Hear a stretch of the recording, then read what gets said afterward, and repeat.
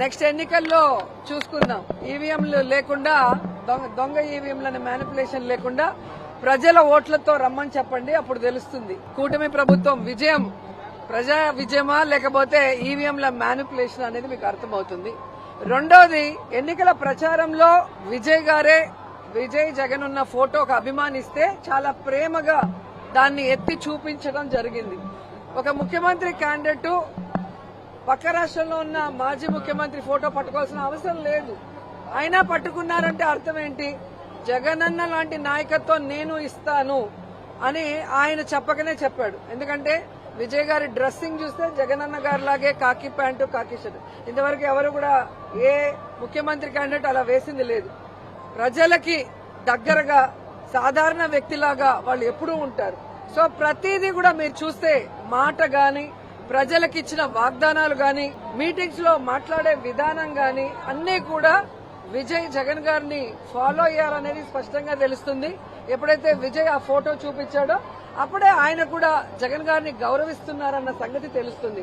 So అవన్నీ చూసిన ప్రజలు ఈరోజు విజయ్ ని ముఖ్యమంత్రిగా కావాలని కోరుకున్నారు అంటే జగన్ గారిని కూడా వాళ్ళు ఆశీర్వదించినట్టే లెక్క. ఎందుకంటే దేశంలో ఏ రాష్ట్రంలో ఏ ముఖ్యమంత్రి కూడా 5 సంవత్సరాలలో తను ఇచ్చిన వాగ్దానాన్ని 99% పూర్తి చేసిన దాఖలాలు వేరే ఏ రాష్ట్రాల్లో లేదు. ఒక్క జగన్ గారే చేశారు. కోవిడ్ సమయంలో కూడా రాష్ట్రానికి ఇన్కమ్ లేకపోయినా కూడా అందరికీ జీతాలు సక్రమంగా ఇచ్చారు. ప్రజలందరికీ వైద్యాన్ని ఫ్రీగా అందించారు. అలాగే ప్రజల్ని కాపాడుకున్న విధానం కూడా అందరూ చూశారు. ఏదో మాట్లాడాలని సత్యప్రసాద్ మాట్లాడితే అది సరికాదు. గుడికి వస్తే దర్శనం చేసుకుని వెళ్ళు. ఏదో అబద్దాలను ఇక్కడ చెప్తే ఎవడో నమ్మే పరిస్థితి లేదు. ఈ రోజు గ్రామాల్లో కానీ వార్డులకు వెళ్లే ధైర్యం మాకుంది. ఎందుకంటే మేము మంచి చేశాం. ఈ రోజు మీకు వెళ్లే ధైర్యం ఉందా? ఒక కొత్త పెన్షన్ ఇవ్వలేరు, ఒక కొత్త ఇల్లు ఇవ్వలేరు. మేము కట్టిన ఇళ్లకి పూర్తి అయిన వాటికి రంగులు వేసుకుని ఈ రోజు ఓపెనింగ్ చేసుకోవడం కాదు. మీరు ఏ కార్యక్రమం చేసినా జగన్ గారు ఫినిష్ చేయాల్సిన వాటిని ఒక 5% చేసుకుని మీరు చేస్తున్నారు తప్ప మీకు కావాల్సిన లేదా మీరు ప్రామిస్ చేసిన ఏ ఒక్క కార్యక్రమాన్ని సక్రమంగా చేశారని అడుగుతున్నా. అంతెందుకు రాయలసీమలో పుట్టిన చంద్రబాబు నాయుడు రాయలసీమ లిఫ్ట్ ఇరిగేషన్ ని ఈరోజు రేవంత్ ఆపమంటే హైదరాబాద్ లో తన ఆస్తుల్ని కాపాడుకోవడానికి ఆపేసింది నిజం కాదని అడుగుతున్నా.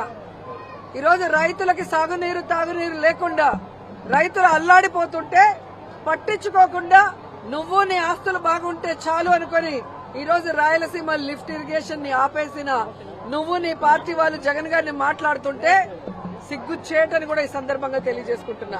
అలాగే తిరుపతిలో పుట్టిన చంద్రబాబు నాయుడు గాని ఆ పార్టీలో వాళ్ళు పవిత్రమైన కొండ మీద పవిత్రమైన లడ్డుని అబద్దాలు నోటికొచ్చిన అబద్దాలతో ఎలా అవమానించారో ఈ రాష్ట్రంలో అందరూ గమనించారు.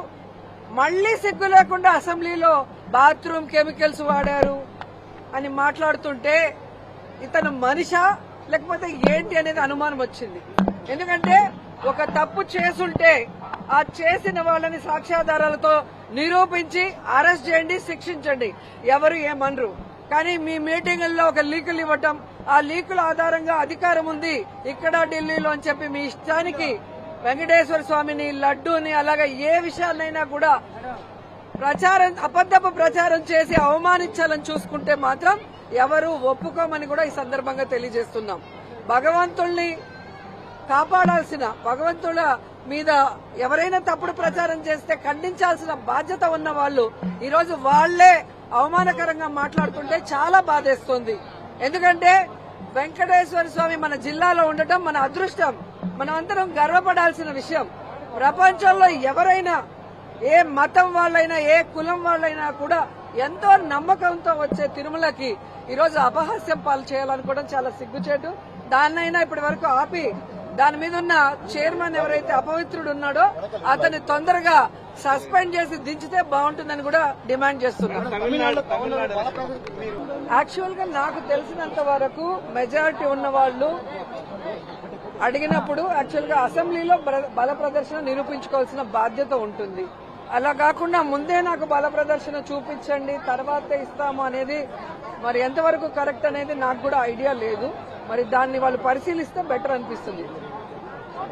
ఎందుకంటే ప్రజలందరూ కూడా విజయ్ కావాలి, ఒక అవకాశం ఇద్దాం అనుకున్నప్పుడు సవ్యంగా ఈ కార్యక్రమాన్ని జరిపి బల ప్రదర్శనలో ఒకవేళ బల ప్రదర్శనలో ఆయన నిరూపించుకోలేకపోతే అప్పుడు ఎలాగో గవర్నర్ చేతిలో ఉంటుంది. అంతేగాని ముందే అది చెప్పడం అనేది ఓటేసిన ప్రతి ఒక్కరికి చాలా బాధగా ఉంది అనేది తెలుస్తోంది. కాబట్టి ప్రజాభిప్రాయాన్ని గౌరవించి వాళ్ళు వెంటనే అది జరిపిస్తే సక్రమంగా, సవ్యంగా, ప్రశాంతంగా బాగుంటుంది.